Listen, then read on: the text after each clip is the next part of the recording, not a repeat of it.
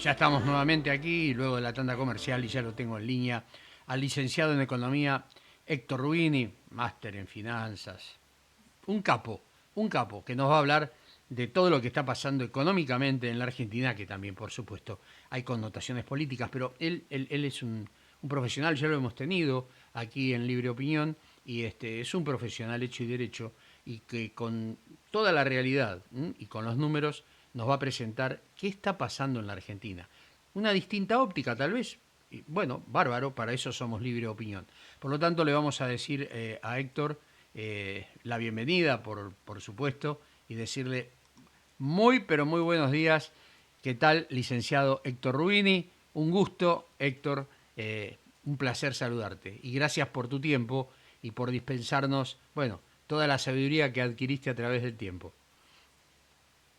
Bueno, buenos días, gracias por la invitación y por tan florida presentación. No, pero Gracias. aparte catedrático en la UADE, en la Universidad Argentina de la Empresa, lugar donde tuve el gusto de recibirme ya casi medio siglo hace que me recibí, pero realmente guardo los mejores recuerdos de cuando UADE empezaba, allí en Barrio Norte, en varios edificios, y hoy realmente esta universidad ha crecido, que ya prácticamente tiene media manzana allí en Montserrat, en el barrio de Montserrat.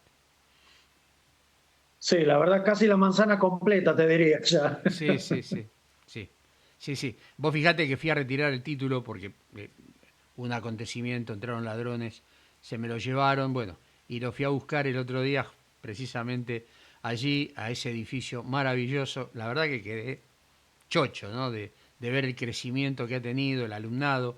Y bueno, y es un lujo tener a un profesor de tamaña casa de altos estudios aquí con nosotros. Bueno, gracias. Doy en UADE y en otras universidades más Sí, también, sí. en UCEMA, Salvador y la de Belgrano. Pavada de universidades. Bueno, Decime, ¿cómo ves es, el panorama económico financiero de la Argentina? El macro, bueno, al hombre ciudadano, que tal vez no conoce el nombre como microeconomía, pero es donde estamos, digamos, en un berenjenal grande en todo, pero ahí también el tema de la disparada de precios y los salarios que han quedado bastante cortina, ¿no? Diría yo, diría un hombre que pisa mucho empedrado.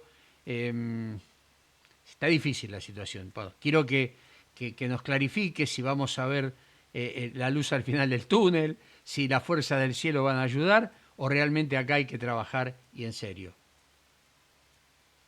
bueno, la verdad, hace rato que habría que trabajar en serio, ¿no? Hace más de 100 años que estamos empantanados. En realidad tuvimos algo de progreso, industrialización entre, podríamos decir, desde 1880 con el agro y después de los años de entreguerra hasta fines de los 70. Después, medio siglo perdido. Y revertir esto obviamente va a llevar décadas, pero alguna vez había que empezar. Y el inicio está condicionado con la herencia de un Estado quebrado, sobreendeudado, con pasivos ocultos, con un banco central quebrado, con precios desordenados, regulados y fijados a niveles que tornan inicialmente difícil volver a ordenar la economía y volver a pensar en proyectos de inversión de largo plazo y que creen vacantes laborales de manera permanente, sobre todo cuando en este periodo, en este último medio siglo, tenemos más o menos 2 décadas de un intervencionismo también desordenado y que ha dejado al país, digamos, sin cambio estructural alguno. Si uno compara la composición de exportaciones, la composición del PBI, el grado y el tipo de concentración de clientes externos que tenemos para nuestras exportaciones, y la economía argentina hacia fin de 2023, fin de 2010, fin de 2001, te diría, de los 90 no cambió tanto. Entonces, esa idea de industrialización sustitutiva de importaciones, modernización y tantas cosas que escuchamos después de la salida de la convertibilidad, vemos que era más palabrerío que otra cosa. Y económicamente, con un legado de un stock de alta deuda pública interna y externa que hay que pagarla. Esto ha hecho que forzosamente las, podríamos decir, promesas, anuncios de campaña en 2023, bueno, como por ahí la audiencia me conoce, algunos, creo, me han visto en la campaña de La Libertad Avanza, he sido candidato a diputado, participé en los equipos técnicos. Obviamente hablábamos en ese momento de una ruptura rápida, drástica, y buscar un giro hacia un régimen mucho más liberal, incluso de lo que estamos viendo hoy, pero la herencia condiciona todo, ¿no? Entonces, cuando uno recibe un Estado sin reserva en el Banco Central, neto negativo, en realidad con un stock de reservas propias líquidas en torno a menos 11.000 millones de dólares, más de 50.000 millones de dólares de pasivos ocultos con importadores, eh, una deuda flotante arriba de 5 o 6 mil millones de dólares con proveedores. El juicio perdido por YPF de 16 mil millones de dólares en noviembre del 23. Y sumado a eso, la presión por el control de capitales de empresas que deben girar dividendos a sus casas matrices por más de 7 mil millones de dólares. Y la verdad era un beneficio fabuloso sumado a controles de precios que mantenían artificialmente bajos precios de la energía, de los combustibles y de otros servicios privados. Ajustar eso llevaba inequívocamente a una recesión inicial y una caída del salario real, que es lo que vimos en el primer semestre del año pasado. La recuperación, como decís vos, es lenta, no es simétrica. Los números promedio que publica el INDEC muestran una lenta pero progresiva recuperación del salario real en los últimos meses. No se nota en muchos sectores, sobre todo en los conurbanos, pero no es el escenario catástrofe que muchos deseaban, no solo pronosticaban, deseaban. Este del año apostaban a que el gobierno no iba a pasar de Semana Santa o a más tardar en fin del año pasado íbamos a tener saqueo en los supermercados. No pasó nada de eso. Pero bueno, apareció, digamos, una sucesión, podríamos decir, de cisnes negros en este trimestre, desde enero en adelante, errores no forzados de la actual administración y han llevado a la tensión cambiaria que estamos ahora. Obviamente la resolución, no sabemos cuándo va a comenzar la corrección porque ahora está todo condicionado, yo creo, a dos cosas. Primero, a cuándo y cómo se va a anunciar, a confirmar y anunciar el acuerdo con el Fondo Monetario. Y en segundo lugar, a las apariciones públicas de los funcionarios que en las últimas semanas un poco han sido acusados por los operadores de mercado de errores comunicacionales un poco serios que han generado más incertidumbre de la que había, te diría, 15 días atrás. Héctor, perdón, te voy a interrumpir, es muy interesante lo que decís, concuerdo, la herencia no se puede negar, no se puede hacer milagros de un día para el otro y el ajuste tan temido que la oposición lo utilizaba como muletilla para voltear al presidente, era necesario, aún ganando ellos, no podían sostener un castillo de naipes. Ahora bien, obviamente se hizo el ajuste, el pueblo lo sufre, la casta la paga a medias, porque también debemos recordar que Javier Milei está gobernando con un Congreso totalmente opositor, donde no tiene quórum propio, por ejemplo, y no puede, obviamente, llevar a cabo todo lo que él había presentado en la ley bases. Ahora, hay un tema que la gente habla y que es preocupante, o al menos para mí, que sé un poquito de economía, no estoy a tu nivel, pero está el problema que los inversores, nadie quiere apostar hasta no tener la seguridad jurídica y la estabilidad que necesita un país desde el punto de vista de lo que las políticas que emane el presidente de la nación en lo económico. Por lo tanto, vamos a pensar que se alinean los planetas, que los inversores comienzan a llegar, pero no sé si tenemos la capacidad humana para cubrir los puestos de trabajo que la producción va a requerir. ¿Por qué? Porque hay gente que tiene 25 o 30 años y no trabajó nunca y que no están capacitados porque en los colegios, en las universidades, en el secundario, lo único que se hizo fue enseñar ideología, ¿eh? Sobreponiéndose a realmente lo que hacíamos, tal vez tú, yo, por mi edad, donde nos enseñaban a pensar en la escuela. Aquí los alumnos, hoy vos ves un programa de televisión de preguntas y respuestas y te horrorizás con las respuestas de la gente. Entonces, es un tema preocupante el educativo y por supuesto para aquel que viene a invertir, las leyes que hay. Obviamente Javier Milei sacó un montón de basura que entorpecía el comercio, pero todavía queda mucho por hacer y aquel que viene del exterior lo que quiere es seguridad jurídica y seguridad a futuro, a 20 años, 30 años, que son los países desarrollados, los países que realmente hacen las cosas en serio y que piensan a long time. Bueno, ¿qué opinás de ese tema? Que es el tema que nos preocupa, porque necesitamos crecimiento, necesitamos exportar, necesitamos que haya consumo, necesitamos, obviamente, como vos decías, la recuperación del salario real. Bueno, mi perspectiva es un poco, qué sé yo, un poco fuera quizás de lo que piensa la mayoría de los economistas mediáticos, por lo menos.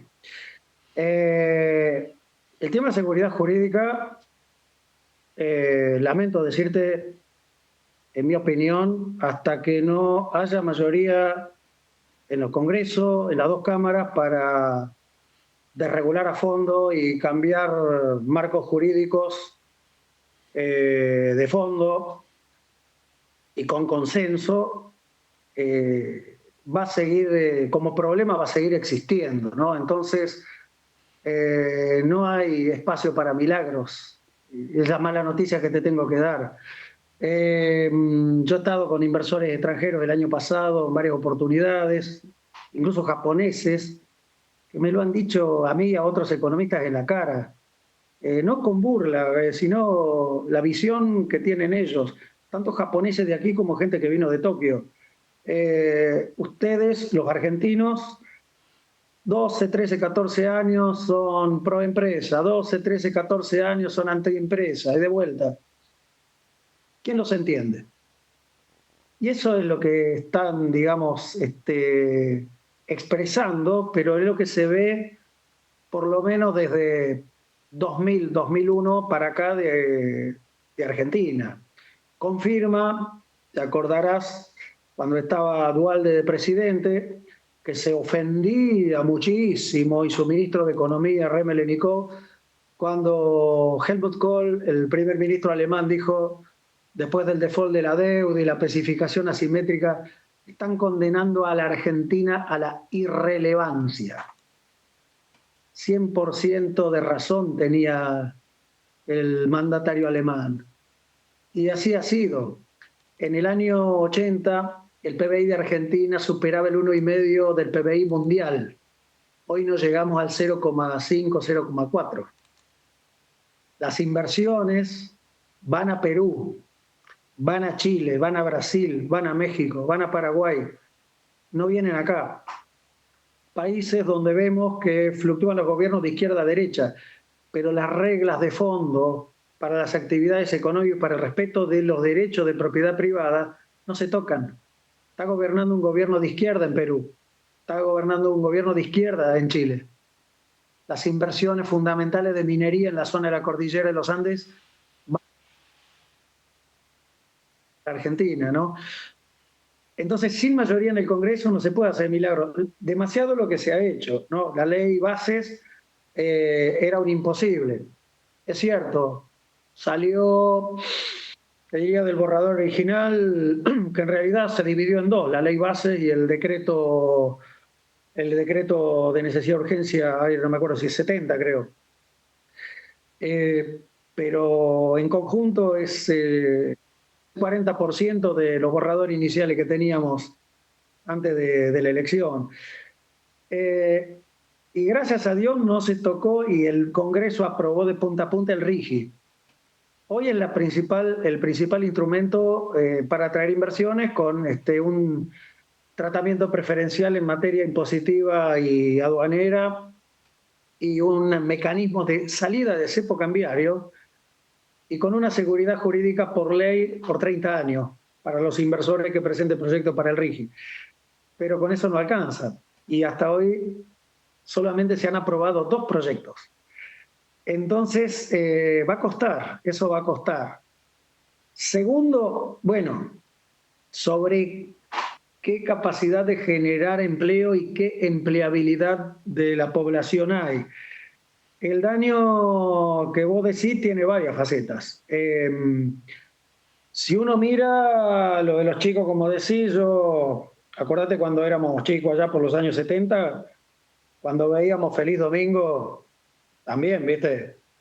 Soldán preguntaba quién descubrió América y gente de nuestra edad no sabía. Pero es cierto que ha empeorado sustancialmente la calidad de los chicos de los egresados de la primaria y de la secundaria. Lo vemos en la universidad, ¿no? Se ha profundizado. Yo creo que ahí ha habido un tema, fines de los 90, con la Ley Federal de Educación y la reforma educativa. El polimodal hizo un daño por años en todas las provincias, una reforma educativa copiada de España, cuando los españoles la estaban abandonando porque había sido un fracaso. Pero bueno, se cometió ese error y el daño dura hasta hoy, a pesar de que ya no se volvió a la primaria en general de 7 años, 5 la secundaria, pero la calidad digamos, del capital humano se nota en las pruebas PISA y se nota en la universidad. Y va a ser complicado en muchos casos, no solo por el problema de la calidad de la educación primaria y secundaria, que en todas las provincias requiere una muy profunda reforma, a todo nivel. Y por las edades que mencionás, y yo iría un poco más arriba, la empleabilidad exigiría también programas de recapacitación muy en serio. Yo ahí miraría, entre otros, el modelo británico, para los padres de los chicos, porque el daño educativo viene de largo. La empleabilidad de las personas de menos de 45 años también es un problema. Y a eso sumale el otro daño de fuera de la escuela, que es el que se profundiza entre 2002, 2003 y 2023, que es, por un lado, el aumento, y yo diría la tolerancia de las actividades criminales en todo el país, y la penetración del narcotráfico y el narcoconsumo en menores de edad. Y el daño ese es difícil de revertir, va a llevar décadas también. Bueno, como sea, hay que salir, ¿no? Entonces, lo que más se puede hacer es convencer, tratar de que la actual administración al final de 4 años vaya mostrando más éxitos que fracasos, ir enderezando el rumbo hacia una economía normal, que se ve hasta comparando los vecinos con nosotros los índices de inflación. Hace 6, 7 años el promedio de la inflación mensual en la casi totalidad de los países de Sudamérica, salvo Argentina y Venezuela, es inferior al 1% mensual. Sí, es verdad, es verdad. Héctor, Y eso es un gran desorden también institucional. por supuesto. Bueno, obviamente el desorden institucional ya viene desde hace mucho tiempo, ya lo dijiste vos, y la herencia que hemos recibido realmente ha sido desastrosa y muy difícil de remar. Es remar en dulce de leche, como dice la gente, ¿no? Pero bueno, estamos llegando al fin del bloque y me gustaría que como cierre, a colación o como colorario, des tu opinión de cómo vamos y si realmente con paciencia y con mucho trabajo vamos a salir adelante, como para ir cerrando. Para ir cerrando, el ajuste sorprendió con el ancla fiscal y los superávit fiscales permanentes. Va a continuar y debe continuar. Es el gran ancla macroeconómico. Hay que ver el acuerdo con el fondo antes de meter más ruido a la población sobre cuál va a ser el futuro régimen cambiario. Yo creo que no va a haber grandes cambios. Personalmente yo preferiría el rumbo hacia una flotación libre. Veremos. Si habrá o no dolarización, creo que eso primero lo decide la gente, si prefiere pesos, dólares, bitcoin o reales, con qué manejarse para transacción y con qué capital de trabajo las empresas. Después, lo que viene y lo que se debería hacer cuanto antes, un poco en línea con las preguntas que vos hacías anteriormente, ir a una profunda reforma laboral, una reforma tributaria y reformas importantes que faltan en materia de comercio exterior. Creo que eso es buena parte de la agenda que nos espera para los próximos 2 o 3 años. Coincido totalmente, en este caso yo debería ser neutral, pero coincido. Y esto creo que mucha gente coincide, no solamente los empresarios, sino también la gente de la calle. Quiere ir a la estabilidad y este es el camino. Lo que pasa que obviamente siempre está aquel que quiere sacar provecho de el tiempo que lleva. Entonces, cuando estuvieron ellos no hicieron nada y ahora que están ellos quieren que de un día para el otro se solucione el desastre que dejaron.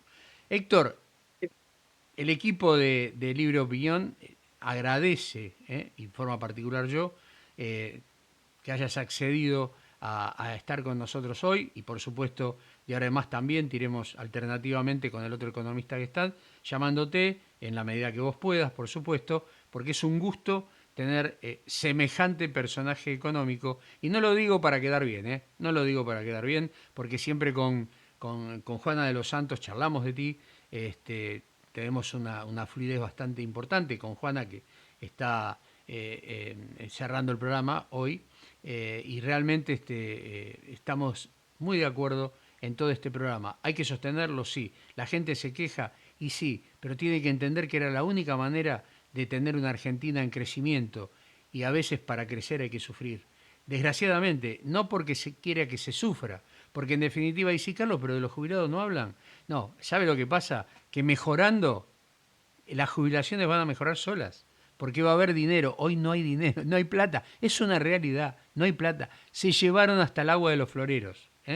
Y el crédito que del Fondo Monetario que acaba de hablar Héctor, les aclaro, no va a ser para la dispensa que hizo don Fernández, don Massa, que los rifaron los dólares, los quemaron. No, va a ser para fortalecer lo que no tenemos. Dólares. ¿Para qué? Para sostener un mercado libre, que es lo que está pidiendo a gritos el mercado. Y el mercado sabe lo que es el que produce, y no especula. Porque habiendo una firmeza fiscal y habiendo una firmeza cambiaria, hay certeza de lo que se espera y convicción de lo que no se ve. ¿Sabe lo que es eso? Fe. Tengamos fe, argentinos, que si obedecemos y hacemos las cosas como corresponde, vamos a salir adelante.